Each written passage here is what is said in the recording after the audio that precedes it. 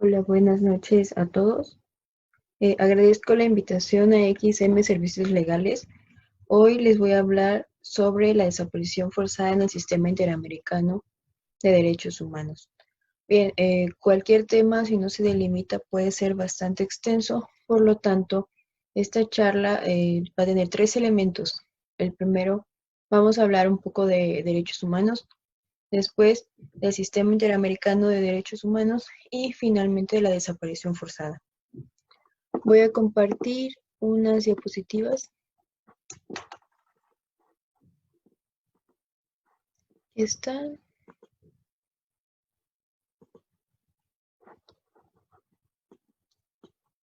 Bien. Aquí están los elementos del tema. Vamos a comenzar con los derechos humanos. Los derechos humanos pueden ser universales, inalienables, interdependientes e indivisibles. Nos referimos a los derechos humanos como universales porque son facultades o son elementos reconocidos para todas las personas sin distinción alguna. Después tenemos que son inalienables. Esto significa que no pueden ser retirados de las personas, es decir, que son inherentes a estas. También los derechos humanos son interdependientes. Esto quiere decir que están interconectados entre sí, que la satisfacción de un derecho puede generar la satisfacción de otro derecho. Esto lo vemos, por ejemplo, cuando se satisface el derecho a la salud, que en general también hay una satisfacción del derecho a la vida. Por otro lado, los derechos humanos son indivisibles, ya que ninguno es más importante que otro. Es decir, no se puede sacrificar ciertos derechos para cumplir o para garantizar otros tantos. Nos vamos a concentrar en este sentido en el atributo de universalidad para hablar de la teoría que presenta el autor Jack Donnelly acerca de por qué los derechos humanos son universales. Existe una universalidad legal internacional, un consenso universal coincidente y una universalidad funcional.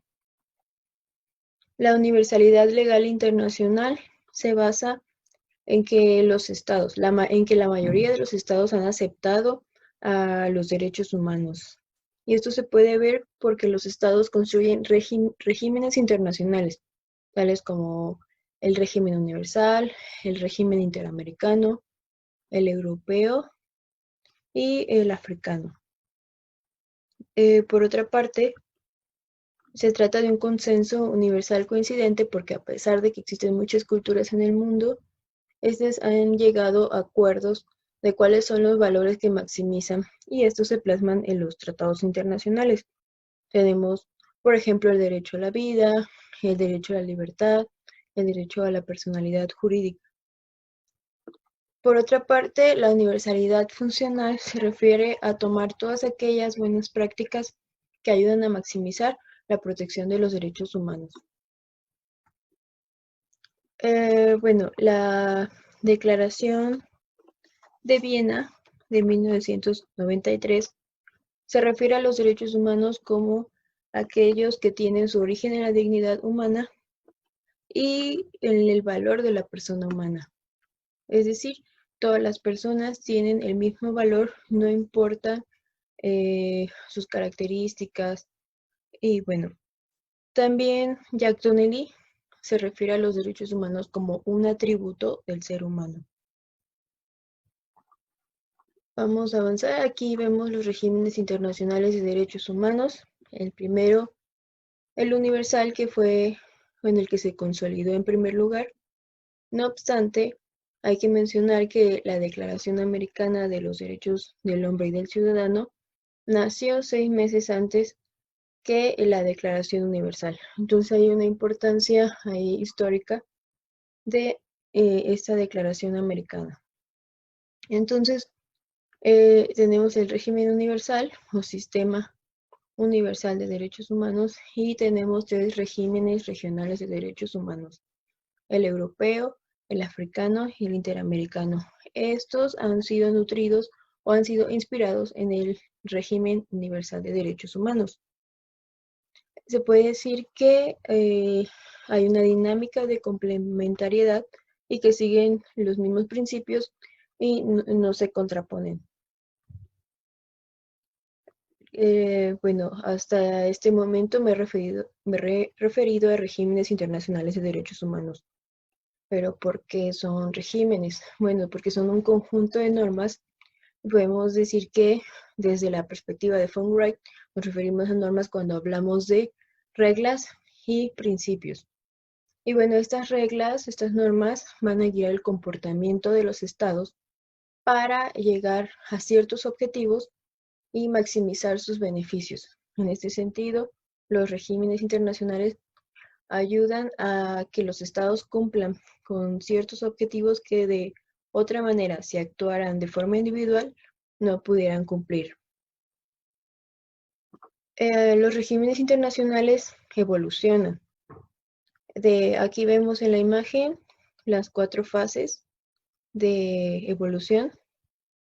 Comenzamos con el régimen declarativo, con el cual, bueno, como su nombre lo dice, se ejemplifica con las declaraciones de derechos humanos, sea la universal o la americana, en la cual no hay una obligación del Estado por cumplirla, pero sí se reconocen los derechos humanos. Después pasamos a la etapa de monitoreo, en la cual sí hay una vigilancia del cumplimiento de los derechos humanos, y esto lo podemos ver en el régimen interamericano con la acción de la Comisión Interamericana de Derechos Humanos.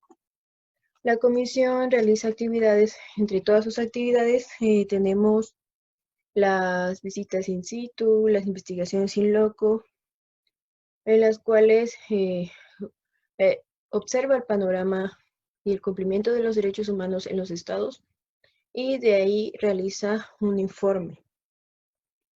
También se puede ejemplificar con las relatorías. Por otra parte, tenemos la implementación, que es la etapa última a la cual ha llegado el régimen interamericano. Y se puede ejemplificar con la acción de la Corte Interamericana, con la supervisión de las sentencias, como ejemplo, o también con acciones de la Comisión, como el sometimiento de los casos ante la Corte Interamericana o la implementación de medidas cautelares. Entonces, el Sistema Interamericano de Derechos Humanos ha llegado hasta esta etapa. Nos resta la etapa obligatoria, a la cual no se ha evolucionado, y bueno, una de las cosas que se dice por lo cual no se ha llegado ahí es por el principio o las ideas democráticas, cual no se puede obligar, no se puede utilizar la fuerza contra los estados para que cumplan con los pactos que han suscrito. Seguimos, bueno, aquí vemos la Convención, la Comisión y la Corte. La Convención, además de ser un catálogo de derechos humanos, también contiene algunas facultades o algunas funciones, tanto de la Comisión como de la Corte. Pero estas facultades se describen detalladamente en los reglamentos y en los estatutos de cada una. Tenemos que la Comisión Interamericana, podemos decir que es un órgano cuasi jurisdiccional, mientras que la Corte Interamericana es el órgano jurisdiccional del sistema interamericano. Bien, la comisión ya vimos mencionamos algunas funciones, y se trata de, bueno, la comisión administra el sistema o recibe aquellas peticiones individuales y también realiza este monitoreo. Por otra parte, también da atención a temas prioritarios de derechos humanos. La Corte, por su parte, está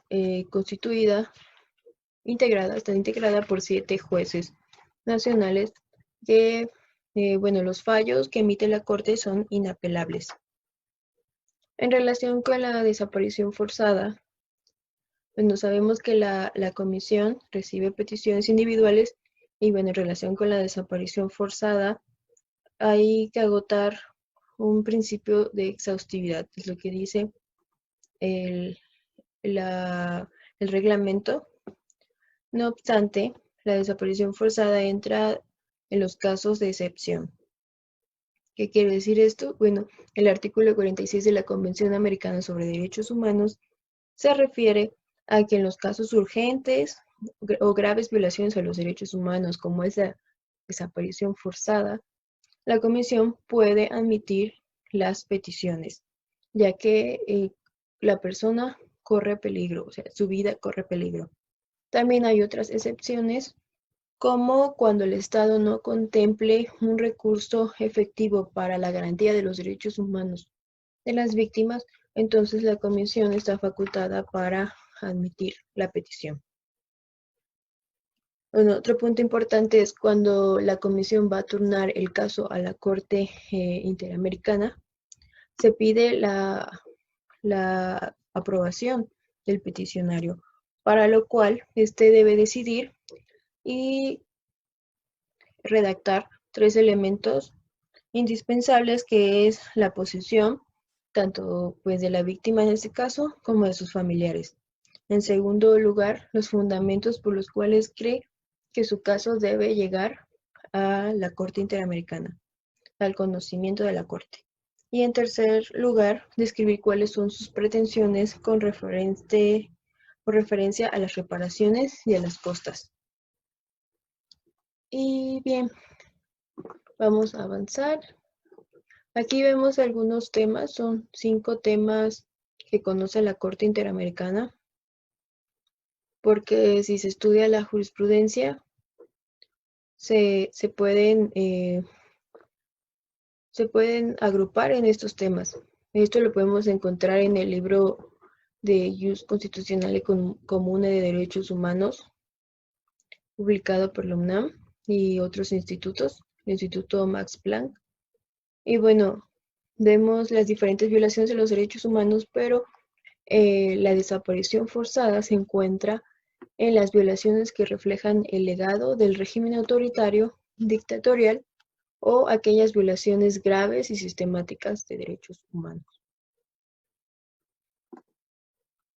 Hay un instrumento ad hoc para la desaparición forzada, que es la Convención Interamericana sobre Desaparición Forzada de Personas. Y podemos aquí ver en la diapositiva cómo se considera la desaparición forzada. La privación de la libertad de una o de más personas, cualquiera que fuere su forma, cometida por agentes del Estado o por personas o grupo de personas que actúen con la autorización, el apoyo o aquiescencia, es decir, con el conocimiento del Estado, seguida de la falta de información o de la negativa a reconocer dicha privación de la libertad, o de informar sobre el paradero de la persona, con lo cual se impide el ejercicio de los recursos legales y las garantías procesales pertinentes. Encontramos aquí que la desaparición forzada empieza, como vamos a mencionar más adelante, con la privación de la libertad. Y además que el Estado debe estar, bueno, en este caso de lo que dice la Convención, que puede ser cometida por agentes del Estado o que tengan conocimiento, o además que no haya hecho nada para impedir esta conducta. Avanzamos y aquí vamos a ver los derechos violados con la práctica de desaparición forzada. Se violan tanto los derechos de la víctima directa como los derechos de sus familiares. Entonces tenemos el derecho a la libertad personal, que está contemplado en el artículo 7º de la Convención Americana de Derechos Humanos, y la libertad personal se ha entendido como la no privación del movimiento. Pero también se puede entender como aquella facultad o el derecho a la autodeterminación que tiene la persona de decidir sobre sí misma. Voy a citar aquí un caso, después lo pueden leer en casa, que es el caso Chita Inés y otros contra Guatemala. En este caso se hace alusión al derecho a la libertad personal en el párrafo 89 de la sentencia de fondo. Bueno, la privación de la libertad del individuo solo debe ser entendida como el inicio de la configuración de una violación compleja que se prolonga en el tiempo hasta que se conoce la suerte y el paradero de la víctima. Aquí encontramos una característica de la desaparición forzada, que es un crimen continuo. Es decir, los derechos humanos se siguen violando en tanto no se conozca el paradero de la persona. Pero antes debí mencionarles que también es un crimen pluriofensivo, es decir, que viola un cúmulo de derechos humanos como lo estamos viendo ahora. Por otra parte, también puede ser un crimen permanente. Esto quiere decir que no se encuentra o no se da en ningún momento con el paradero de la persona. Entonces, ahí hay una violación permanente de derechos humanos. Por otra parte, tenemos la violación al derecho a la integridad personal. La integridad personal engloba tanto la integridad física, la integridad psicológica y la integridad moral. La integridad física, bueno, los tres tipos de integridad se ven afectados con actos de tortura, con tratos crueles e inhumanos o con la práctica de la pena de muerte. Y la integridad psicológica, la expresión de esta violación se puede ver como el temor o angustia que presenta la víctima. En este caso, la Corte también ha mencionado que tan solo el aislamiento prolongado y la incomunicación coactiva representa un trato cruel e inhumano. Pero así como se viola la integridad personal de la víctima, también de los niños y las niñas, porque se ven privados de su familiar, o sea, del amparo de la persona que se encargaba de ellos. El derecho a la vida también es transgredido debido que, el derecho a la vida representa el primer derecho que es necesario para el disfrute del resto de los derechos. El Estado tiene obligaciones de hacer y de no hacer, o sea, obligaciones negativas y positivas. En el extremo negativo, en el más extremo, si tenemos una barra, en la parte negativa, su obligación es cumplir con la prohibición de la pena de muerte. Y la obligación más positiva que tiene el Estado es garantizar la vida digna. Pero dentro de esta barra tenemos ciertos matices como adoptar las medidas necesarias para proteger la vida, investigar de forma diligente, sancionar o reparar integralmente. Por otra parte, el derecho al reconocimiento de la personalidad jurídica. Se dice que el reconocimiento de la personalidad es cuando se reconoce que una persona tiene derechos y obligaciones. Y cabe mencionar que la privación arbitraria suprime a la persona humana. Así lo ha dictado la Corte Interamericana. Pero también hay otros derechos vulnerados. En el caso del caso Chitay Nesh y otros, contra Guatemala, el señor Florencio Chitay, que fue desaparecido forzadamente, fue privado de su derecho político de ser agente municipal de la región de San Martín de Jilotepec. Y bueno, también se le privó este derecho, el derecho a la representación de la comunidad, por lo que la comunidad resintió las consecuencias. Por otra parte, los derechos vulnerados de los familiares y víctimas de desaparición forzada, tenemos el derecho a acceder a la justicia, el derecho a la verdad y el derecho a la integridad de las personas. El derecho a la verdad está subsumido en el derecho que tiene la víctima y sus familiares de obtener de los órganos competentes del Estado el esclarecimiento de los hechos violatorios de derechos humanos. Ahora bien, pensando en cómo debe realizarse la búsqueda de las personas, es muy importante el primer principio que se muestra aquí en la lámina. Estos principios son denominados principios rectores para la búsqueda de personas desaparecidas del Comité contra la Desaparición Forzada de Personas, por la desaparición forzada de Naciones Unidas. El primero, siempre hay que tener la presunción de vida de la persona, y esto, en mi parecer, refuerza o implica una responsabilidad del Estado de que la búsqueda sea rápida, de que hagan todo lo posible por encontrar a la persona. Bueno, vemos que son 16 estándares: respetar la dignidad humana, tener un enfoque diferencial, es decir, una idónea atención a cada persona. La búsqueda debe ser independiente e imparcial. Bueno, voy a pasar esta lámina, la pueden volver a consultar. Y algo que he venido estudiando y he realizado en esta tabla, son los estados latinoamericanos con mayor número de desapariciones forzadas. Están en orden descendente. Tenemos aquí a Colombia, México, Guatemala, Perú, Argentina, El Salvador y Chile.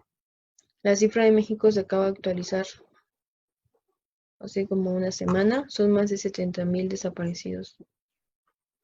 Y hay un total de 222,136 desaparecidos. Esto, bueno, las etapas de mayor desaparición forzada en México fueron la Guerra Sucia, el conflicto zapatista y la guerra contra las drogas. En la Guerra Sucia desapareció el señor Rosendo Radilla Pacheco, él desapareció el 25 de agosto de 1974, y bueno, sus familiares no acudieron de forma inmediata ante la justicia tanto interna como internacional, debido a que tenían el temor de las represalias o temían por su vida en este contexto, pues de todo lo que había ocurrido en la Guerra Sucia, que consistía en contrarrestar o en acallar a aquellos grupos que no tenían las mismas ideas que el entonces gobierno. Y entonces, para acallarlo, se recurría a este crimen de lesa humanidad, que es la desaparición forzada, contemplada en el Estatuto de Roma, en el artículo 7º, inciso I. Y bien, acerca del caso Rosendo Radilla Pacheco, no voy a hablar del caso, lo podemos hacer en otro momento si gustan, pero sí acerca de las consecuencias de la sentencia. En la página de la Comisión Mexicana de Defensa y Promoción de los Derechos Humanos, su página web, hay una tabla donde hay 3 categorías. La primera es la reparación a los familiares, la segunda es la investigación penal y la tercera son los cambios estructurales. Esta tabla trata del seguimiento de la sentencia, la del cumplimiento que le ha dado el Estado mexicano, y el primero, la reparación a los familiares, ha sido cumplida, pero en la parte de investigación penal hasta el momento no ha habido sanción alguna a ninguno de los responsables. Por otra parte, la búsqueda del señor Rosendo Radilla pues no ha sido de la manera más eficaz, debido a que no se han seguido los protocolos de búsqueda. Y finalmente, los cambios estructurales. Hay reformas al Código de Justicia Militar, pero son parciales, no han sido del todo lo que la Corte Interamericana ha mandado el Estado mexicano.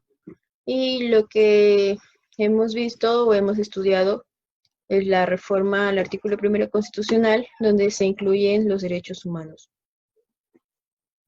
Hasta este momento de la exposición, lo que podemos ver es que aunque la Corte Interamericana, bueno, aparte de los años que se lleva un caso en la justicia interamericana, podría evitarse si el Estado tuviera ese deber de prevención, como lo marca, como lo indica la Convención Americana de Derechos Humanos. Y aunque la Corte Interamericana dicte sentencia, el Estado está obligado a cumplirla. Entonces la obligación recae de nuevo en el Estado. En este sentido, se necesita el compromiso y también la confianza en las instituciones para que las personas acudan a denunciar y tengan la certeza, la seguridad de que su vida no corre peligro por ir a denunciar. Y también que el Estado proteja a aquellas personas que les solicite la protección para salvaguardar su vida. Y bueno, hasta aquí alguna duda. Por favor, les pedimos que nos escriban al correo. Voy a dejar mi correo en una nota y les agradezco mucho. Aquí está mi correo. Agradezco mucho su atención y nuevamente la invitación a XM Servicios Legales.